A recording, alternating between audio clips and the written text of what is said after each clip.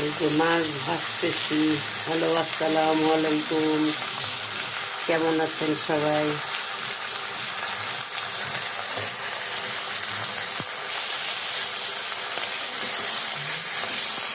কিছু কিছু মানুষ আছে, মানে দেখলে মনে হবে যে ভাজা মাছটা উল্টে খেতে জানে না, কিন্তু আসলে তারাই কিন্তু মাছের কাঁটা সহ খেয়ে ফেলে।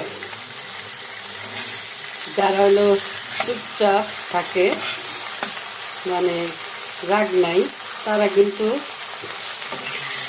আসলে ভিতরে ভিতরে ভালো না। আর যাদের রাগ আছে তাদেরই মনটা ভালো। তো যাই হোক, পৃথিবীতে আল্লাহ অনেক ধরনের 12 রকমের মানুষদের তৈরি করেছে।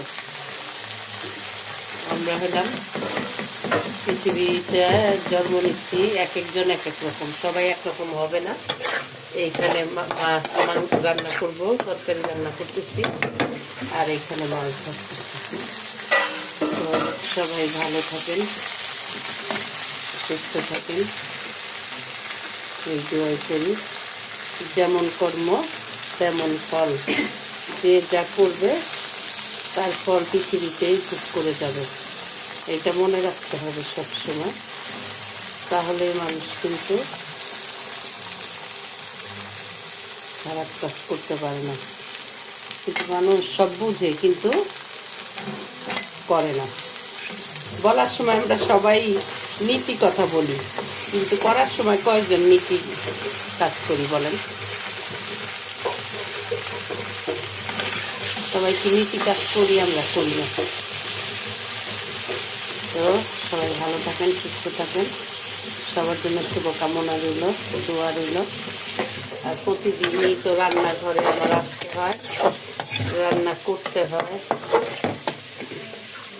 যেহেতু আমরা মহিলা মানুষ, সেহেতু আমাদের রান্না করতেই হবে। আমরা যদি একদিন মনে করেন রান্না না করি, আমার কোনো ক্ষতি হবে না, কিন্তু আমার বাসার সবার ক্ষতি হবে।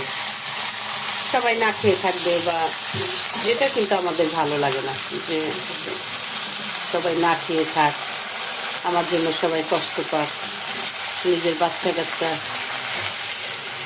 এই জন্য আমাদের রান্নাঘরে আসতেই হয়, রান্না করতেই হয়।